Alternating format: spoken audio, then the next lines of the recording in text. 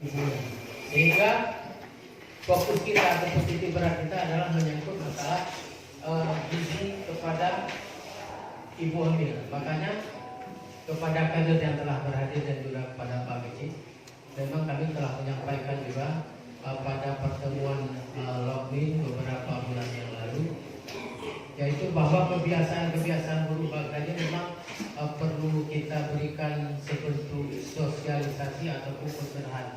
Maka pada orang berbahagianya kamu mohon benar-benar adalah untuk mengikuti pelatihan. Jadi harapan kamu terutama sekali kepada para kader supaya dapat mengikuti kegiatan pelatihannya mulai awal sampai seluruh sampai tutup, nyambung ke fokus ataupun polimang. Pokoknya adanya kita pulang kepada panitia sampai dengan selesai. Kemudian sekedar informasi kepada tim ahli yang bahwa memang untuk Kecamatan Baktia Barat, kalau hasil Lokmin pada bulan Maret kemarin itu terdapat 30 kasus. Memang yang terbesar ada di Kampung Matang Sidik Barat, itu ada 12 kasus kalau kami tidak salah. Nanti boleh dikontak kembali dengan dinas kesehatan.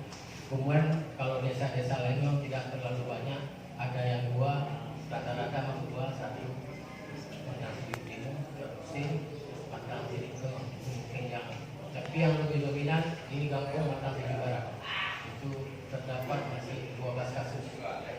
Sehingga harapan kami pada Pak Beci dan juga kader memang sebagaimana yang telah kami sampaikan pada pertemuan-pertemuan sebelumnya, kiranya memang kalau dari pemerintah itu sendiri memang diharuskan dialokasikan menyangkut kesehatan.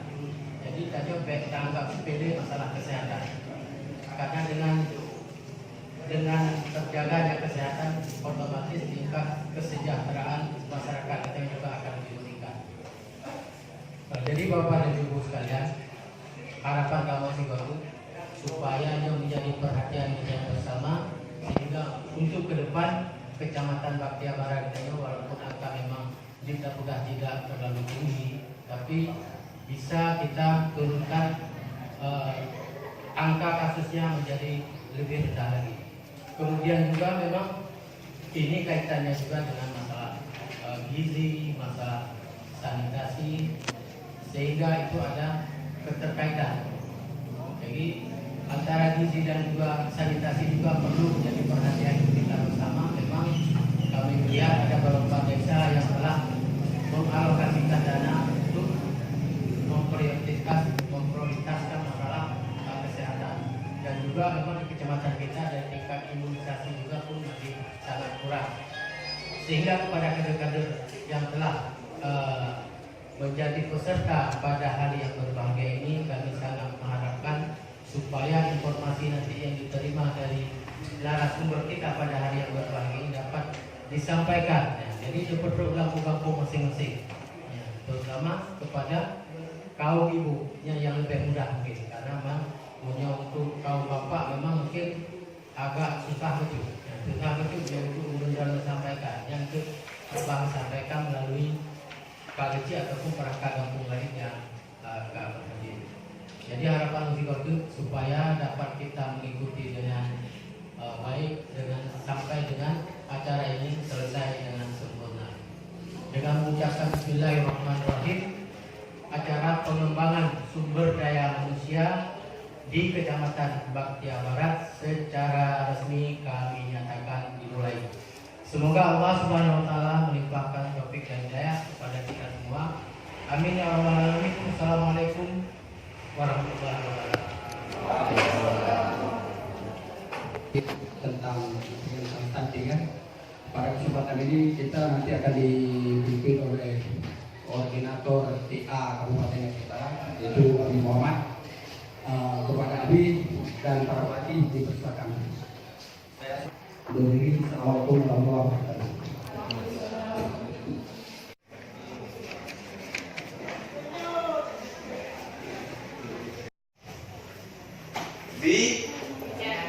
Bides, guru PAUD, IKK, boleh ya?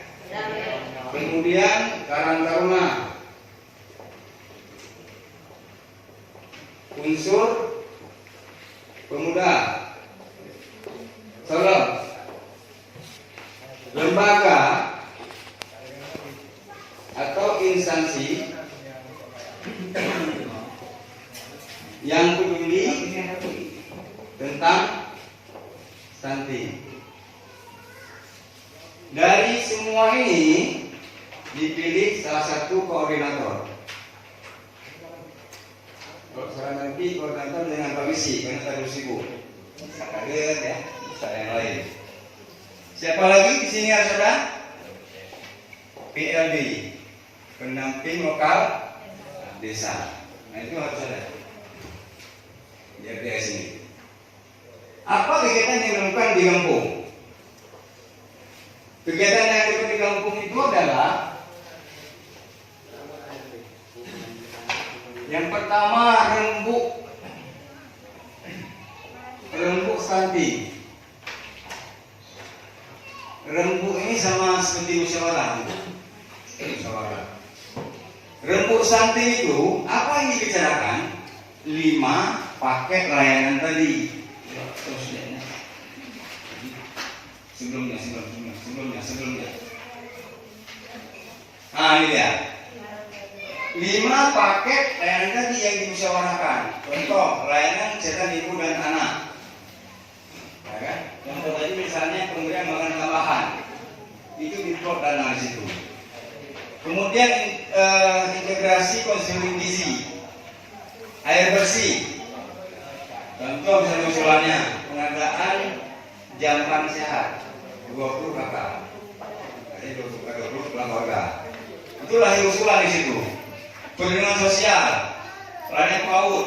Oh misalnya anak PAUD misalnya Pak kampung kayaknya. Ada PAUD. Nah, bila ingin PAUD menasah kan cerita kecil-kecilan buat marah-marah sendiri sejak jadi PAUD. Tinggal usulkan ke kabupaten. Nanti kan disediakan nanti tenaga pengajarnya. Ya. Oh sudah ada PAUD, tapi belum ada alat edukasi anak misalnya, prosotan dan sebagainya belum ada. Itu buat jadi usulan di rembuk stunting itu. Ya. Nanti di sini usulannya bisa ya. Sekolah PAUD. Bisa kan?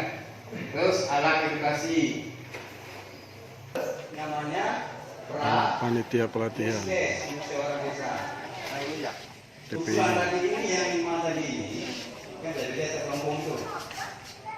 Misalnya tambah lagi misalnya kita sudah termasuk 1000 hari pertama kehidupan di hari 0 sampai 2 tahun. Ketika sudah melahirkan, bagaimana kita tahu kalau anak Hana kan